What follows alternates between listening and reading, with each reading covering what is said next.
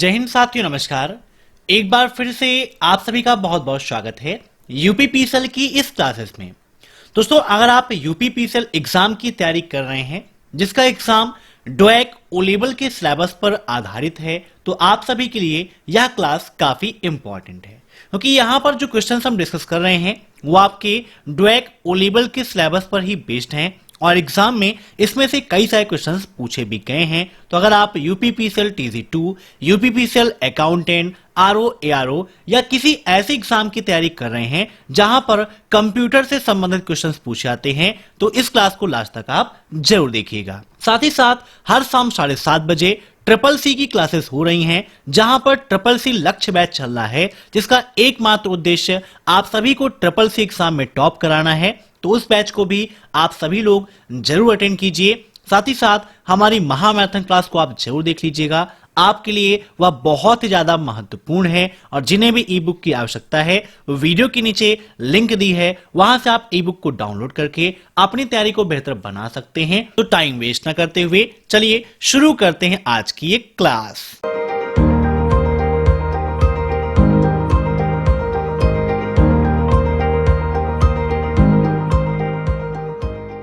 पहला प्रश्न है आपका, एक डम टर्मिनल है, an embedded microprocessor, extensive memory, independent processing capacity या अ कीबोर्ड एंड स्क्रीन। बताइए क्या है इसका राइट आंसर। डम टर्मिनल क्या होता है।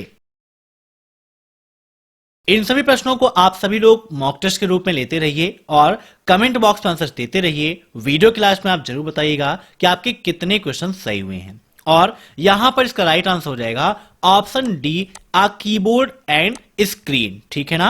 अब नेक्स्ट, याहू सर्च इंजन कब बनाया गया। 1995, 1996, 1997 या 1989। अब देखिए, यहां से एक चीज और बन जाती है कि याहू क्या है, आपका एक सर्च इंजन है। कभी कभी एग्जाम में पूछ लेता है कि याहू क्या है, तो आपका सर्च इंजन है। और याहू की खोज जो है 1995 में हुई थी। Option first is right. अब नेक्स्ट, X.25 एक नेटवर्क है। बताइए क्या X.25 एक नेटवर्क है, ट्रू या फॉल्स। तो ये आपका बिल्कुल फॉल्स है। Option second is right.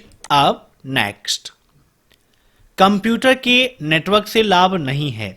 बताइए, कंप्यूटर नेटवर्किंग के लाभ में नहीं है साधनों को साझा करना, डेटा का तीव्र संप्रेषण, विश्वसनीयता या इनमें से कोई नहीं। बताइए क्या होगा इसका राइट आंसर।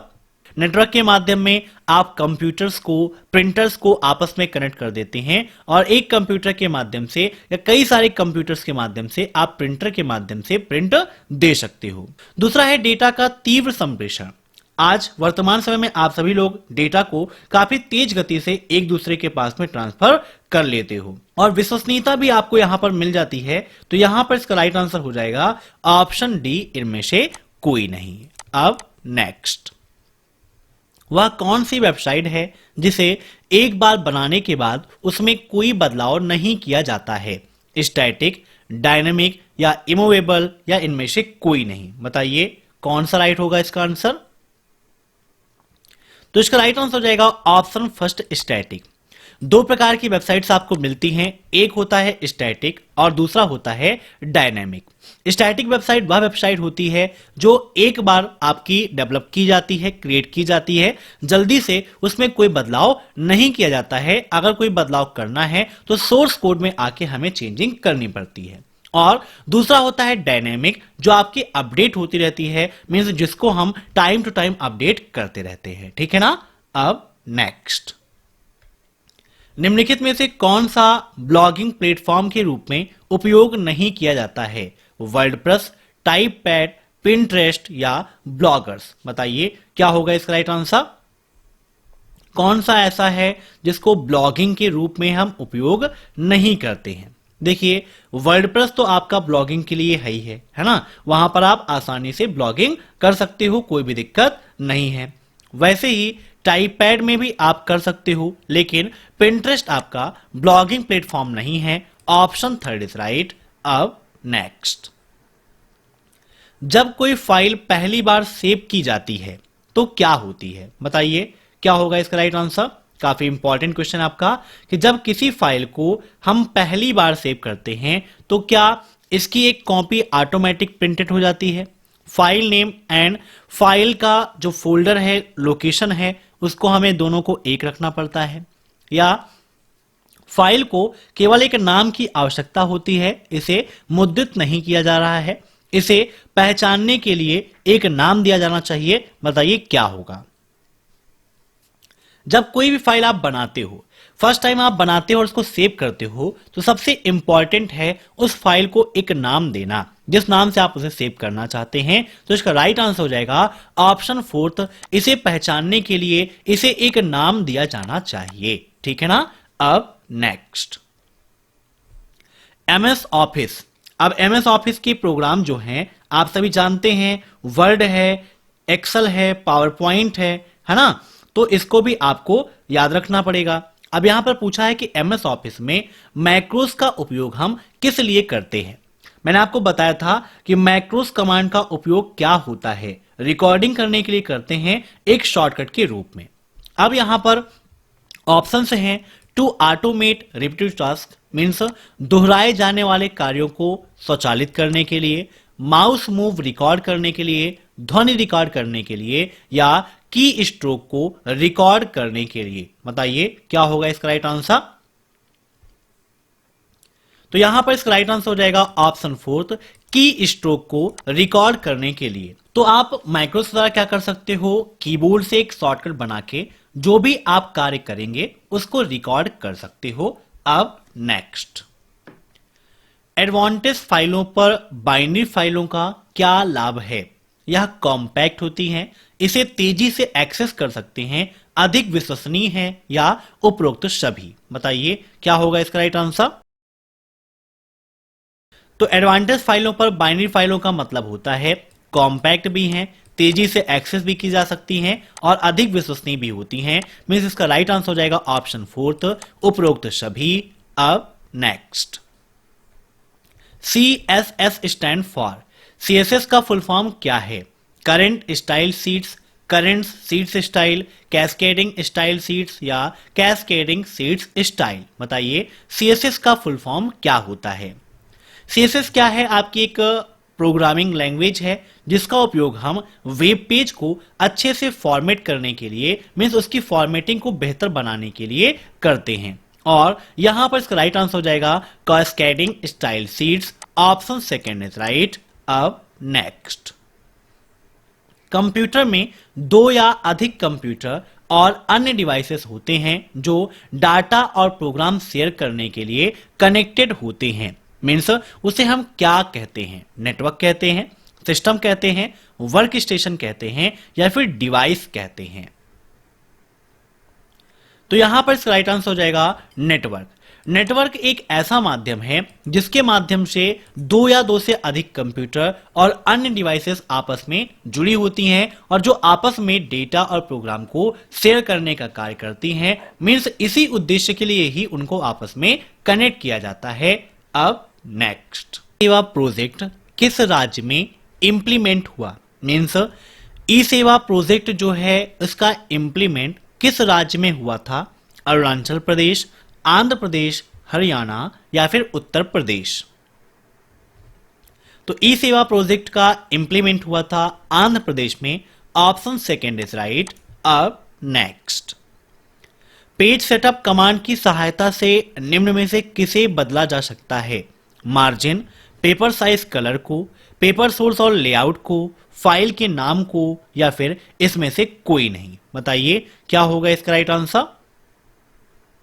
तो देखिए, पेज सेटअप कमांड की सहायता से हम मार्जिन, पेपर साइज, कलर इसको भी चेंज कर सकते हैं, साथ ही साथ पेपर सोर्स और लेआउट को भी चेंज कर सकते हैं, लेकिन फाइल के नेम में बदलाव पेज सेटअप की मदद से नहीं होता है। तो इसका राइट आंसर हो जाएगा ऑप्शन फोर्थ, ए और बी दोनों। ठीक है ना, याद रखिएगा, काफी इंपॉर्टेंट क्वेश्चन है आपका।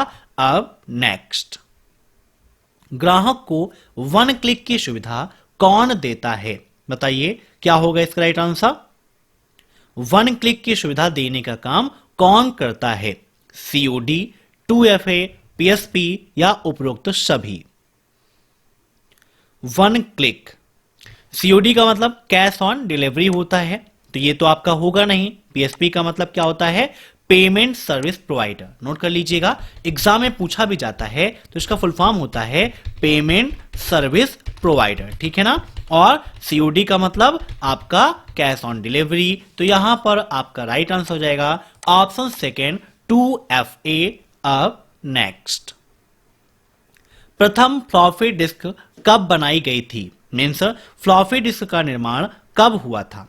फटाफट कमेंट करके बताइए। 1980 में, 1990 में, 1984 में या फिर 1960 में फ्लॉपी डिस्क का निर्माण कब हुआ था? तो यहां पर इसका राइट आंसर हो जाएगा ऑप्शन फोर्थ 1960, 1960 में फ्लॉपी डिस्क का निर्माण हुआ था। अब नेक्स्ट, निम्न में से किसको स्वतंत्र रूप से एक्सेस और संशोधित किया जा सकता है? Packet software, licence software, OSS या फिर इनमें से कोई नहीं। बताइए क्या होगा इसका राइट आंसर? स्वतंत्र रूप से एक्सेस और संशोधित ये दोनों काम हैं। मीन्स यहां पर इसका राइट आंसर हो जाएगा ऑप्शन थर्ड ओएसएस। अब ओएसएस का मतलब क्या होता है? Open source software. क्या होता है? Open source software. नोट कर लीजिएगा, ओपन सोर्स सॉफ्टवेयर क्या होते हैं? ऐसे सॉफ्टवेयर जो बिल्कुल फ्री ऑफ कॉस्ट होते हैं, अर्थात जिनका उपयोग करने के लिए हमें किसी प्रकार के लाइसेंस की आवश्यकता नहीं होती है, उसे कहते हैं ओपन सोर्स सॉफ्टवेयर। और ओपन सोर्स सॉफ्टवेयर की एक विशेषता यह होती है कि इसके साथ में हमें सोर्स कोड मिलता है जिसमें बदलाव करके हम इसे अपने अनुरूप बना सकते हैं। वही यहां पर पूछा था कि किसको हम एक्सेस और संशोधित कर सकते हैं, तो ओपन सोर्स सॉफ्टवेयर को कर सकते हैं। Option third is right. अब नेक्स्ट, कंप्यूटर बूट होने और लोड करने पर GUI के बाद कौन सा प्रोग्राम चलता है? Desktop manager, file manager, window explorer या authentication. Which program runs after the computer boots up and the GUI is loaded? Means जब कंप्यूटर में आपका बूट्स अप लोड हो जाता है, GUI आपका लोड हो जाता है, तब कौन सा प्रोग्राम रन करता है? तो यहां पर राइट आंसर हो जाएगा ऑप्शन फोर्थ ऑथेंटिकेशन, ठीक है ना। अब नेक्स्ट, MS ऑफिस में F12 का उपयोग किस लिए करते हैं? F12 का उपयोग आप सभी लोगों ने किया है। Open the save as dialog box के लिए, सो ओपन डायलॉग बॉक्स के लिए, display the save dialog box के लिए या open the font dialog box. अब आपको पता होगा कि F12 का उपयोग क्या है, तो आसानी से आप इसका आंसर दे सकते हो। तो यहां पर इसका राइट आंसर हो जाएगा option first open the save as dialog box, ठीक है ना। अब नेक्स्ट, एक A4 साइज पेपर पर अधिकतम कितनी स्लाइडें प्रिंट की जा सकती हैं? बताइए क्या होगा इसका right answer? A4 size paper है ना, उस पर अगर आपको स्लाइड प्रिंट करनी है तो आप कितनी स्लाइडें प्रिंट कर सकते हो? बताइए फटाफट। 1, 3, 4 या फिर 9। तो यहां पर इसका राइट आंसर हो जाएगा ऑप्शन फोर्थ 9 स्लाइडें मैक्सिमम एक हैंगआउट पेपर या A4 साइज पेपर पर प्रिंट हो सकती हैं। Minimum 1, maximum 9। अब नेक्स्ट, GIF का आशय क्या है? Geographical image format, global image format, graphical interchange format या इनमें से कोई नहीं। GIF का फुल फॉर्म क्या है? तो GIF का फुल फॉर्म होता है ग्राफिक्स इंटरचेंज फॉर्मेट या graphical interchange format. Option third is right. तो ये थे आज के मोस्ट इंपॉर्टेंट क्वेश्चंस। आशा करता हूं कि आज की यह क्लास आपको पसंद आई होगी। हर रात 9 बजे आप इन क्लासेस को अटेंड करते रहिए। शाम 7:30 बजे CCC की क्लासेस लेते रहिए। आसानी से आप सभी लोग एग्जाम में टॉप करेंगे। वीडियो पसंद आया हो तो लाइक कर दीजिए, शेयर कर दीजिए और चैनल पर नए हैं तो चैनल से जुड़ने के लिए सब्सक्राइब कर दीजिए। फिर मिलते हैं नेक्स्ट क्लास में, तब तक के लिए बाय बाय।